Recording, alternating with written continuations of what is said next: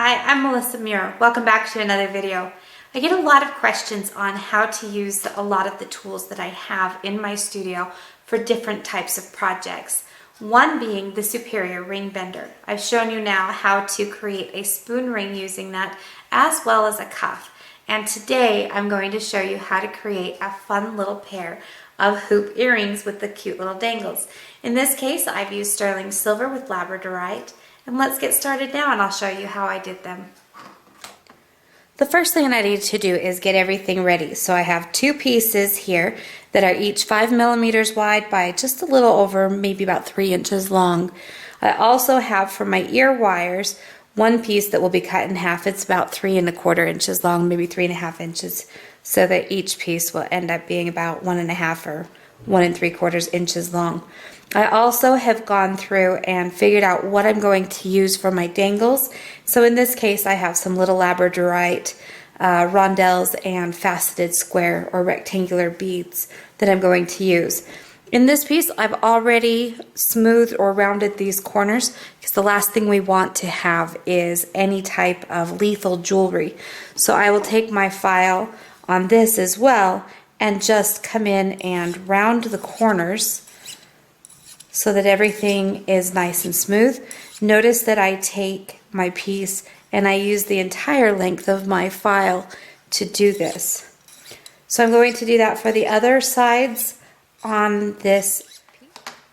Before I form this, I actually want to put my holes into this. It's a little easier to do it right now, however, it can be done after the earring is formed. However, like I said, I like to do it right now. So first thing I'm going to do is I'm going to find the middle, and that is going to have, in my case, the rectangular faceted drops. Then I'm going to place the other two. You can decide how far apart you want them. I at least want maybe 1/4 inch, maybe just a little bit more than that. So 5-10 millimeters, however you'd like to go on these.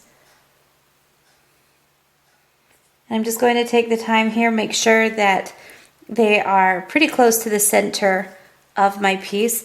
Now the other thing that I want to do is I'm going to mark about 1/4 inch in, and this is going to become where I place my posts or the earrings and where I'm going to attach those.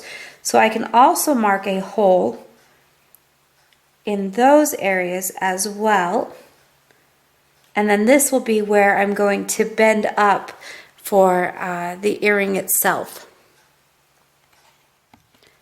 Here's an example of a pair that I have done in copper.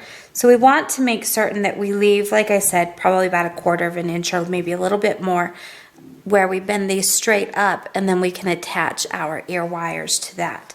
So that's what those holes are for, and then the mark so that we can bend those straight up and then do our forming after that. So now we are ready to do this. I just have a little pair of hole punching pliers.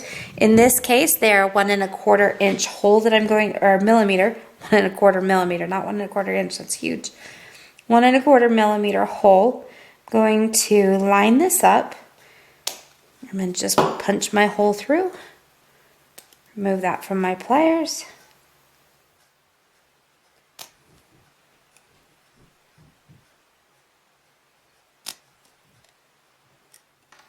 And there's our 3 holes. And then I will do one at each end also for our ear wire to go through.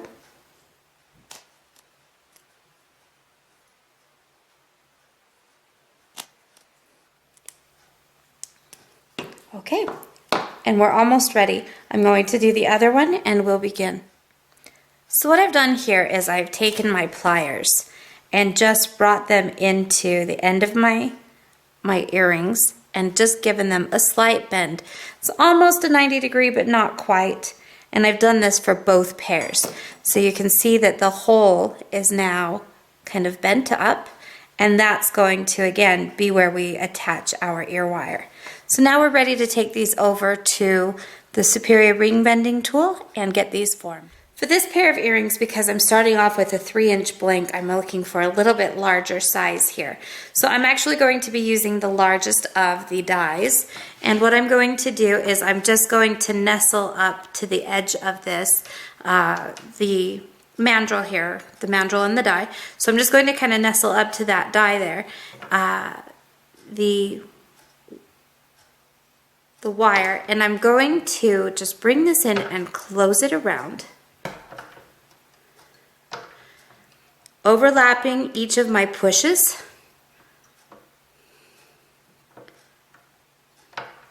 And kind of tightening things back up.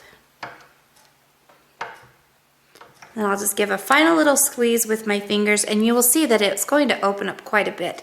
There is quite a bit of spring back in this, partly because I did not anneal this, which is not what I was after. I wanted to actually have more of that open hoop anyway, so I didn't want it to be too tight. So again, one more time, just going to take this bend that I've created, nestle it up against that mandrel there, or the former, I'm sorry, and I'm just going to press this up against the mandrel, walk it around, and continually just overlapping these pushes.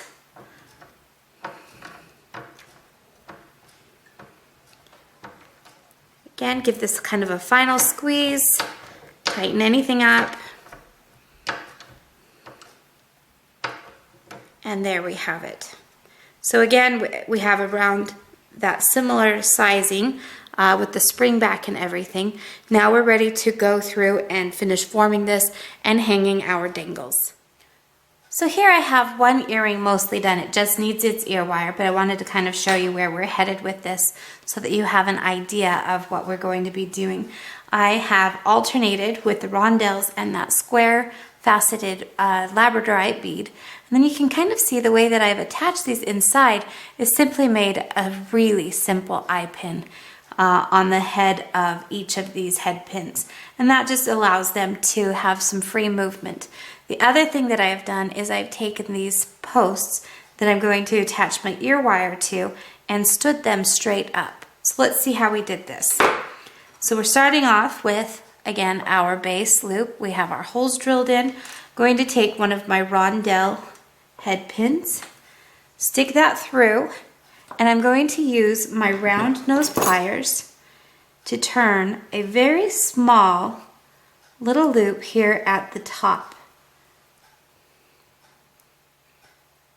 And I'm going to make it very small. It doesn't need to be very big at all, just enough that it's going to stop our wire from pulling back through.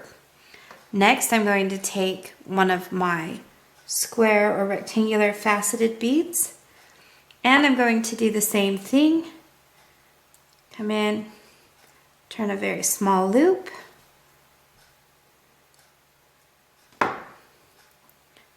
and the final one, third rondelle, insert that through the hole.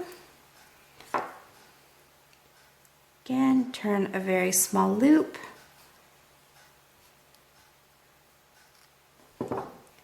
And we now have our dangles and are ready to take and straighten up these, because you can see that these posts currently kind of point outwards. So I'm going to take my flat nose pliers, just bring them in, straighten up that metal just a little bit so that they stand perpendicular to each other.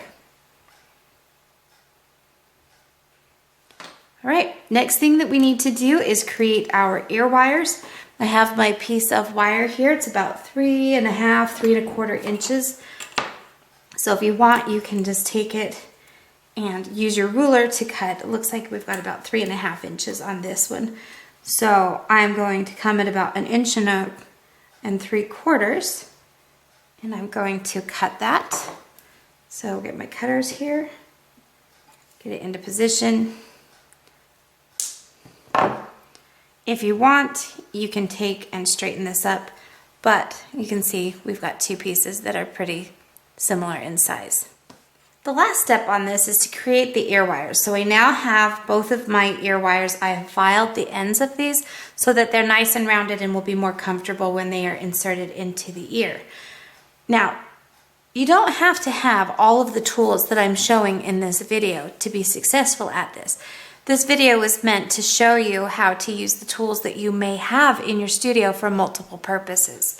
So in this case, I'm going to use a pair of small mandrel pliers that I have here in my studio and I absolutely love.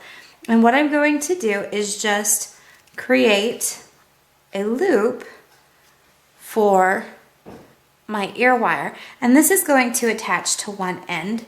I'm going to do it on the other one as well. And then I am going to create kind of a small arch here, and this is going to be the part that actually sits into the earlobe. Again, I have got another pair of pliers that I'm going to use.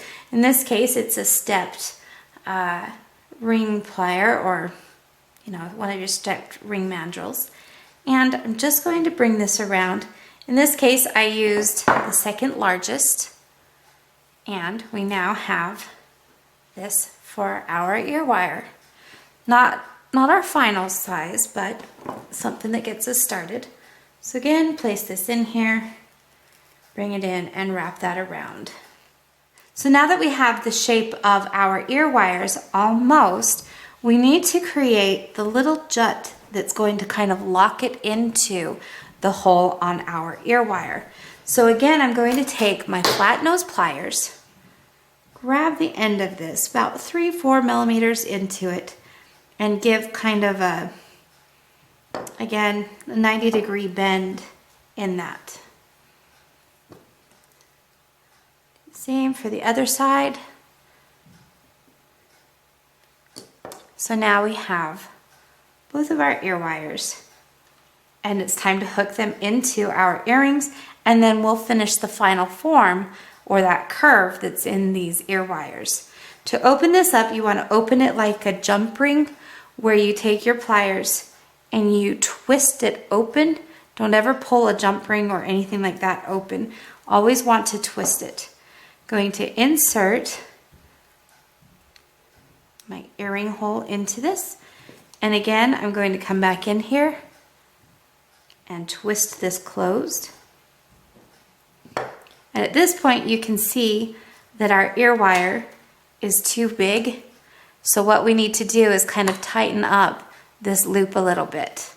So I'm going to bring in my stepped mandrels again, and I'm going to come into the smaller curve and just kind of tighten that up a little bit until I can fit this comfortably and lock it into place. Okay, so I'll do the same thing on the second pair of earrings, or second earring, I guess. So again, I'm going to twist open my loop, insert my earring, twist the loop closed, come back with my stepped ring or stepped mandrel,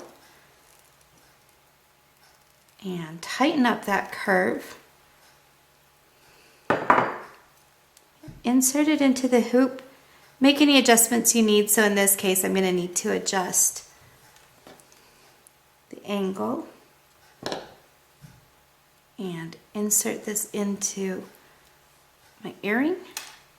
And there's my pair of earrings. So like I said, it's not necessary to have all of the tools that I have shown. It is nice to be able to see how these tools can be used in various projects. And I hope you enjoyed this one.